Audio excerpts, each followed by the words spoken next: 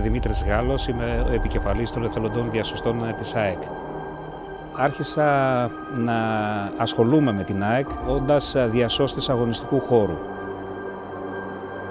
Κατόπιν είχα μία ιδέα, ένα όνειρο, ένα όραμα να δημιουργήσω μια ομάδα η οποία θα προσφέρει τις πρώτες βοήθειες και στις κερκίδες σε όλους τους φιλάθλους της ΑΕΚ. Ίσως και να μην υπάρχει κάτι παρόμοιο στον κόσμο σαν αυτό. Είμαστε μια τεράστια ομάδα με πάρα πολύ καλή οργάνωση. Είναι πρωτοποριακό όλο αυτό που έχει στηθεί εδώ.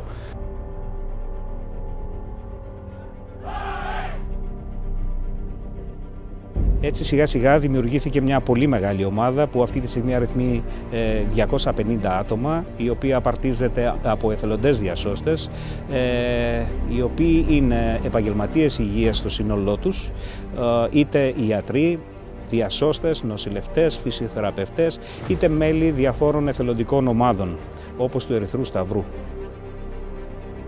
Τα περιστατικά ποικίλουν. Μπορεί να είναι ένα απλό τραύμα, μπορεί να αντιμετωπίσουμε ακόμα, όπως αντιμετωπίσαμε πάρα πολλές φορές σε αυτό το γήπεδο, και καρδιακή ανακοπή.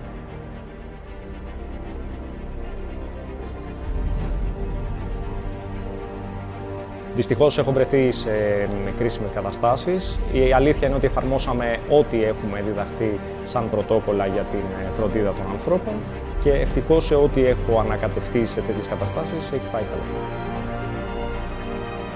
Δεν θα ξεχάσω πριν από 5 αγωνιστικές που είχαμε ένα περιστατικό στον αγώνα με τον Αστέρα Τρίπολης, όπου ένας άνθρωπος έχασε τις αισθήσεις μπροστά μας.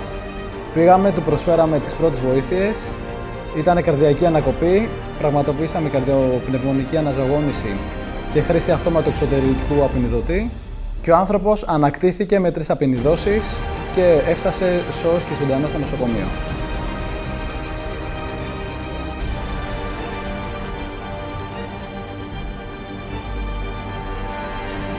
Να ζητάνε την βοήθεια των διασωστών, οτιδήποτε και αν χρειαστούν όσον αφορά το υγειονομικό κομμάτι, την υγεία τους.